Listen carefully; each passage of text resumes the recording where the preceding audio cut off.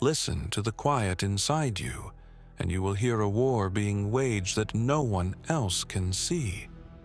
This war is not fought with steel or shout. It is fought with attention, with the refusal to be carried by impulse, with the slow, deliberate correction of a life that has become scattered. Miyamoto Musashi said, "Conquer yourself, and the world will follow." When those words land, they do not promise sudden triumphs or spectacle. They promise the slow collapse of disorder into order, the steady alignment of one's inner landscape, until even the outer world feels obliged to comply. Miyamoto Musashi moved through the world as if he were already separate from it, calm, precise, and shaped by a severity that did not seek approval. He measured his days not by applause, but by how closely his actions matched a chosen way. This is not about violence or dominance. It is about a discipline of being, a set of inner laws that govern thought, speech, and movement so thoroughly that the self becomes a fortress against distraction and a vessel for decisive action. When we speak of conquering the inner world, we mean something specific, not the eradication of feeling, but the cultivation of clear boundaries, quiet focus, and a refusal to be driven by the small, noisy urgencies that erode a life over years. Consider the life of Takumi Sato, a man born into the steady weather of suburbia, raised amid paperback novels and the low hum of modern convenience. He grew up with a restless mind and an inherited belief that success was a matter of accumulation, more work, more status, more noise. In his late 20s, Takumi found himself drifting. He had skills, but his days were an array of half-finished projects and reflexive comforts. He slept late, checked messages at every pause, and justified his aimlessness with the modern language of finding himself. His anger came in soft waves, nuanced irritations at the small betrayals of his time and attention. He tried strategies, apps, coaches, new routines. None took root because each ignored the central truth Musashi taught, that the war begins with the refusal to placate the self's weakest demands. The first thing Musashi would have a student understand is the economy of elimination. In the book of his life, every choice is a subtraction before it is an addition. This principle is deceptively simple. Our real power lies not in doing more, but in removing what distracts. Takumi could not see this at first. He believed that improvement required an additive sculpture of habits, new tasks to pile on to an already cluttered day. He purchased journals and planners. He sold himself on techniques, yet the voice of scatteredness persisted. The turning point was not a revelation, but a small, non-negotiable elimination. He chose to cut one thing, the half hour before sleep when he scrolled through other lives. He did not replace it with another ritual. He simply stopped. That small cessation was like carving a window in a thick wall. At first, the silence it created felt unbearable. The mind roamed, finding unfinished stories in every corner to latch onto. But because Takumi had made the decision absolute, no bargaining, no exceptions, the restlessness had nowhere to land except within his awareness. Musashi wrote of the necessity of firm rules, of disciplines that are honored without sentiment. In the ancient practice of the samurai, a rule kept is more than obedience. It is a forging of identity. When a man decides and then refuses to negotiate, his self narrows into a tool. The inner world gains a spine. Conquering the inner landscape requires two interwoven skills: the discipline of small acts and the art of presence. Discipline without presence becomes rigid and brittle, a list of motions that the mind silently resents. Presence without discipline dissipates like fog under bright sun, felt but not sustained. Musashi's path is a marriage of these, a daily practice of exact, unglamorous acts performed with undistracted attention until they become the marrow of being.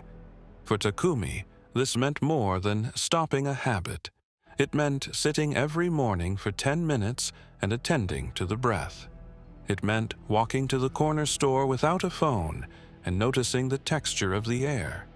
It meant reducing the number of projects on his desk until only those aligned with his inner rule remained. This is not charming asceticism. It is a strategic narrowing. In strategic terms, Musashi taught that the samurai fought with what he possessed, not with what he wished to possess. The skill of choosing one line of effort and pursuing it with a ready and calm body is the same skill that allows a man to master himself.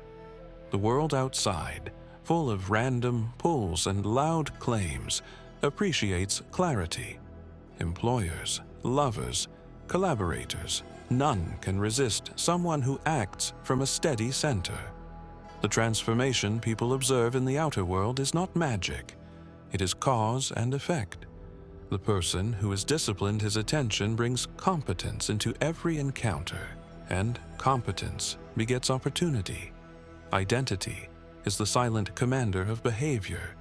If you believe you are scattered, your actions will validate that belief. Musashi taught the warrior to carry a philosophy that matches his intended life. Takumi's early identity was a provisional one. I am figuring things out. That phrase gave him permission to remain tentative. The necessary shift is to adopt a new, non-negotiable statement of being. I am the kind of man who does not allow the small tyrannies of distraction to rule my day.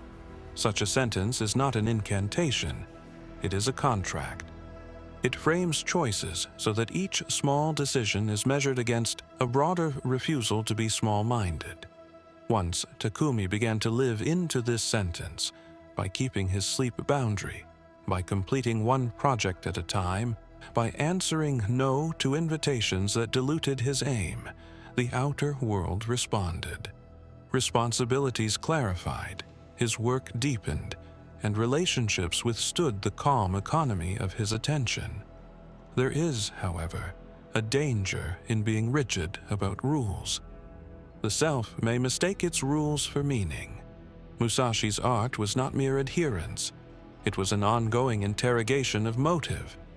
A rule kept for vanity, for the appearance of discipline, is brittle. The samurai sought to remove the ego's cleverness from the practice. For Takumi, this meant moments of brutal honesty.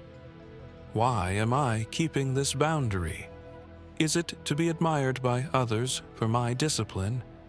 Or is it because the boundary preserves the capacity to deliver on what matters? Is my daily sitting practice an exercise in humility or a performance to quiet a creeping insecurity? Conquering the inner world requires ruthless self-inquiry. It is not enough to act. One must examine the reasons behind the action and be prepared to sever any habit upheld by vanity. Surrender is a word that sits oddly beside discipline, yet the two are companions. In Zen and in Musashi's life, surrender is not defeat, but an acceptance of the moment's reality. It is the willingness to let go of what one cannot control and to respond with the only thing one can: focused action. Takumi discovered surrender in the midst of failure. He once completed a long project only to see it ignored by peers. Old habits would have driven him into resentment, into noise aimed at proving his worth. Instead, a practice formed by small, consistent disciplines offered another route. He allowed the disappointment to exist without immediate remediation. He observed it, breathed through it, and then returned to the work, because the work was its own law. This is surrender, to let feeling arise and pass while remaining true to the chosen way. Musashi taught that presence is sharpened by thick, honest attention to action. To sweep a floor, a samurai sweeps as if his life depends on it. This is not hyperbole. Every act performed with full attention is a training of the mind. Attention, when trained, becomes a weapon. It cuts through anxiety, doubt, and the seductive fog of multitasking. Takumi's mornings, once a scatter of news and trivia, became a study in exactitude. Simple tasks, preparing tea, sharpening a blade of his office knife, aligning the papers on his desk, were performed with complete focus. Each repetition recalibrated his nervous system. His mind learned the contour of work again. Without show or rush, he moved differently. Decisions were cleaner, his speaking more precise, his tasks resolved more swiftly. The samurai ethos emphasizes silence. Silence here is not mere absence of speech, but a cultivated space in which thought can take shape without being pushed by noise. Musashi prized silence because it revealed truth. Takumi learned the quiet was an amplifier. In the silence of his mornings, he could hear the subtle discrepancies between his aim and his actual life. He could sense that his old projects were not aligned with his chosen philosophy. Silence forces the self to reveal what it is made of. It allows the small, persistent choices to be seen for what they are, either loyal servants of a life or petty tyrants that demand immediate satisfaction. A life disciplined by presence and silence naturally leads to systems, not willpower. Willpower is a finite resource. Systems are shields against its depletion. Musashi, though not a modern systems theorist, operated by system. The samurai establishes rituals, the cleaning of armor, the maintenance of weapons, the cadence of practice. These are not mere routines, but structures that make excellence inevitable. For Takumi, the system was modest. A rule of 3 priorities for each week, a nightly zero-inbox ritual, and a morning 10-minute sit. These structural limits prevented the spread of distraction. When chaos arrived, the system did not negotiate. It provided a fixed place to return to. The result was not perfection, but resilience. Tasks were completed not because of heroic effort, but because the environment had been arranged to support them. An essential part of Musashi's teaching is the economy of intent. A warrior focuses on the decisive action that resolves a situation.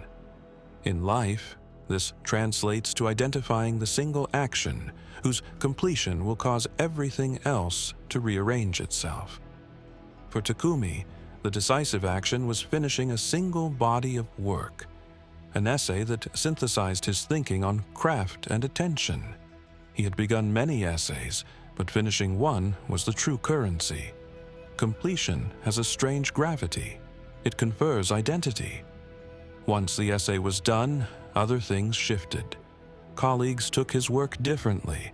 Opportunities arose because people could see a finished product, and Takumi's own confidence was no longer borrowed, but real.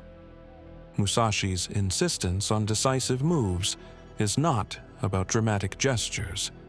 It is about finishing what you start until the world yields. We must speak, too, of the art of choosing enemies and allies. The samurai did not wage war on the world. He chose what to oppose and what to accept. This is practical discernment. Not all battles are worth fighting. Much of modern life is a parade of unsavory skirmishes, arguments that feed ego, the urge to correct every error, the compulsion to respond to every slight. Each engagement costs attention. Takumi learned to practice selective engagement. He refused to reply to petty slights. He stopped arguing late at night when reasoning was a poison to clarity. And he chose to devote his social energy to relationships that required honest accountability rather than constant entertainment. The samurai principle here is simple. Reserve combat for that which matters. The economy of attention demands ruthless prioritization. We cannot ignore solitude. Musashi's life was in many ways solitary, not because he sought isolation, but because solitude is the soil in which self-knowledge grows. Solitude is not loneliness. It is a deliberate removal of external narratives so that your own can be heard clearly. Takumi learned that solitude was not only for meditation, but for thinking deeply about his commitments. He scheduled creative solitude weekly, not as indulgence, but as maintenance. In those hours, his priorities sharpened, writing clarified, and choices that once felt heavy now appeared with simple, elegant solutions. Solitude allows the mind to become a mirror rather than a theater of constant performance. There is an ethical steadiness to Musashi's way that modern readers often miss. The samurai's discipline aims at effectiveness without cruelty. Mastery is not domination of others, but self-possession. When Takumi achieved competence in his craft, he did not use it to overshadow colleagues, but to elevate a shared standard. Mastery, properly understood, is a service. Musashi's life was dedicated to being prepared so that when conditions demanded, he could act rightly. This preparedness is the essence of responsibility. When your inner world is ordered, you become a useful person to others, not a spectacle. Transformation under Musashi's light is not instantaneous. It is a series of quiet recalibrations, each one laid down like a stone path. There will be backsliding. There will be nights when old habits reemerge and the mind bargains for comfort. What distinguishes the cultivated self is how quickly one returns to the path, and the manner in which one returns, without self-flagellation, but with resolute correction. Takumi's regressions were short and precise, missed meditations, a week of scattered work, followed by a simple return to his systems. There was no drama, only an insistence on continuity. Musashi's teaching is relentless, but compassionate to the degree that it acknowledges human frailty while refusing to be defined by it. We come now to the quiet apex of this path, the alignment of inner rule and outer consequence. When someone has disciplined the small things, sleep, attention, single tasking, deliberate solitude, there is an inevitable shift in their outer life. It is not theatrical. It is the arithmetic of cause and effect. Projects complete themselves, relationships assume contour, and the noise of life becomes background rather than governance. Takumi's promotion was not a stroke of fortune, but the direct result of clear work and steady presence. He was available in the way that competence makes one available: consistent, calm, and dependable. People trusted him because he presented an internal consistency that signaled reliability. Musashi's lesson is simple: be the person who moves with quiet competence, and the world will respond. Finally, there's a moral gravity to choosing this way. Conquering the inner world is a refusal to abdicate responsibility to external forces. It is saying, in the most basic terms, that your mind is your domain, and you will govern it with intelligence and restraint. This governance does not require perfection. It requires sincerity, clarity, and the courage to act as if small things matter. Musashi's life teaches us that the warrior's primary battle is not with another's sword, but with the petty tyrannies of our own impulses. The stakes are not merely reputation or success. They are the shape of a life. The path opens with a single decision, small and absolute: to stop the needless scrolling, to sit in the morning and breathe, to complete one project at a time, to say no when the request dilutes your attention. These are the non-negotiables that, when kept, alter the nervous system. They are the quiet victories that, compounded, become a life of coherence. Musashi did not promise comfort, He promised clarity and the capacity to act rightly. In Takumi's life, that promise proved true. His inner world, once conquered by disciplined presence, redrew the map of his outside world until the two were aligned. Take this now as instruction rather than inspiration. Choose one small, absolute rule to hold for a month. Make it simple. No screens before sleep. 10 minutes of sitting each morning. Finish one piece of work before starting another. Do not allow negotiation. Observe without drama when your mind seeks to avoid the rule. Return again and again to the chosen practice. If you persist, you will notice the change not as a triumph, but as an inevitability. The outer world bending to the order within. This is not a promise of sudden fortune, but the quiet guarantee that a life governed by clear, disciplined choices will, over time, become a life of integrity. In the end, Musashi's instruction is a summons to seriousness. It asks you to treat your inner world with the gravity you would afford an ally or an enemy. It asks for time, patience, and an unglamorous fidelity to small acts. Conquer the inner world in this way, and the outer world will follow, not as a crowd, but as an arrangement of consequences. You will find that the noise around you quiets, decisions simplify, and your presence deepens into something people notice without knowing why. This is not hubris. It is the natural outcome when a life is governed by attention, by silence, and by the steady craft of small, unyielding rules. Walk forward with one clear, unambiguous rule. Keep it. Observe. Return. Over time, the inner land will fall in line, and the world will quietly follow.